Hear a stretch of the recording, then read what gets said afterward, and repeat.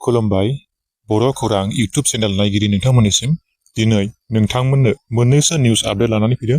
भिडिअखौ अननानै जोबजासिम नायलांदो।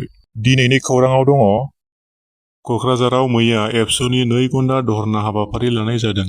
क'क्राझारनि आर.एन.बि. सिभिल हस्पिटाल आरो क'क्राझार मेडिकेल कलेज एन्ड हस्पिटालाव आबुं पस्टमर्टेम खालामनाय गुबुन गुबुन आयदानि स्पेसियेलिस्ट डक्टरफोर आरो गुबुन गुबुन आगजुनि गोनांथिफोरखौ सुफुंनांगौनि दाबि खालामनानै क'क्राझार जिल्ला एबसुआ बर'नि गुबुन गुबुन माहारियारि आफादफोरखौ लोगोसे लाफानानै क'क्राझार गोजौसिन गेजेरारि आरो थांखि गोबां फरायसालिनि गेलेग्रा फोथाराव 2 घन्टा धरना हाबाफारि लानाय जादों।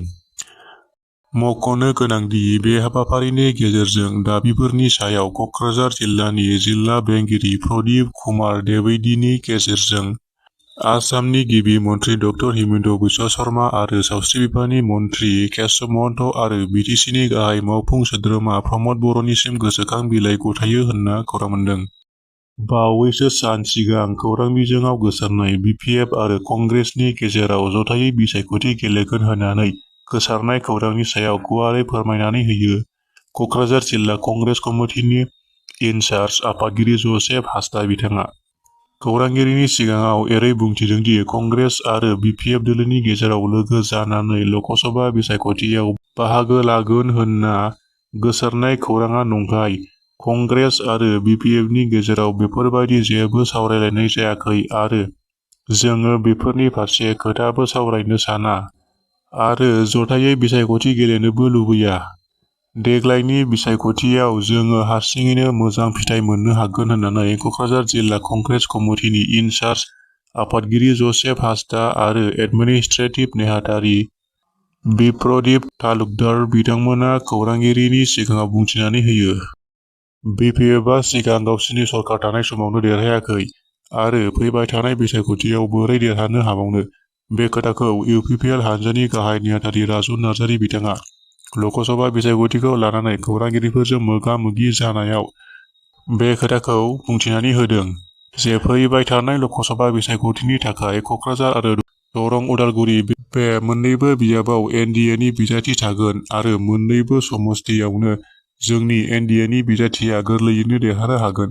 बेनि थाखाय जोंना थागथियारि जानानै थाखाबाय आरो बेनि थाखाय जोंहा स्पेसियेल प्रिपेरेसननि गोनांथि नांलाया।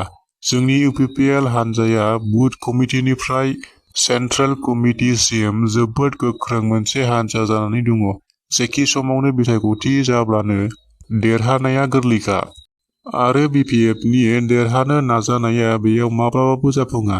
बिपिएफआ सिगां गावसोरनि सरकार थानाय समावनो देरहानो हायाखै आरो दा सरकार गैयै समाव बिथांमोना देरहानो हानाया गोब्राब।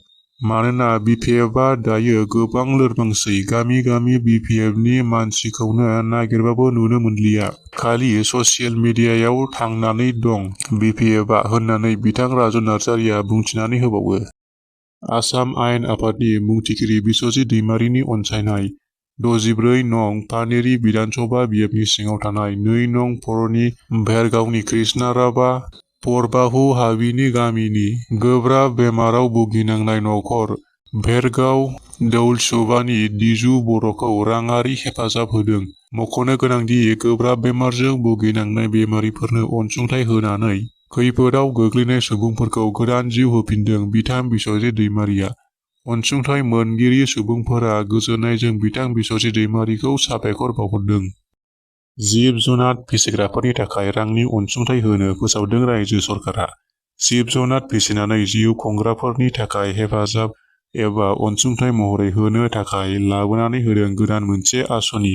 जोंनि रायजोआव आबाद आरो जिब-जुनार फिसिनानै जिउ खुंग्रानि बिबाङा जोबोद दं, नाथाय खायफा गोबां बिबांनि रां बाहायनानै जोथोन खालामनो हायैयाव खायसे बिथिङाव लस जानायखौ नुनो मोनो। आसाम सरकारा जिब-जुनार फिसिनायनि अनसुंथाइ मोनगोननि माखासे नेमखान्थिफोरा जादों जुदि नोंथांनाव मा 10 बोरमा फान्थि आरो मा 5 बोरमा फान्था फिसिदोंब्ला नोंथाङा 10 लाख रांनि अनसुंथाइ मोनगोन आरो मा 50 अमा बुन्दि आरो मा 5 अमा बुन्दा फिसिदोंब्ला नोंथाङा 25 लाख रां मोननो हागोन। बे लननि सोमोन्दै नोंथाङा आबुङै मिथिनोब्ला www.daust.nic.in वेबसाइटआव हाबनानै नायहैनो हागोन। भिडिअ नायगिरि नोंथांमोनखौ बयखौबो गोजोननाय जासिहरबाय आरो चेनेलाव गोदानबा साबस्क्राइब खालामनो खावलायहरनाय थाबाय। गोजोन्थों।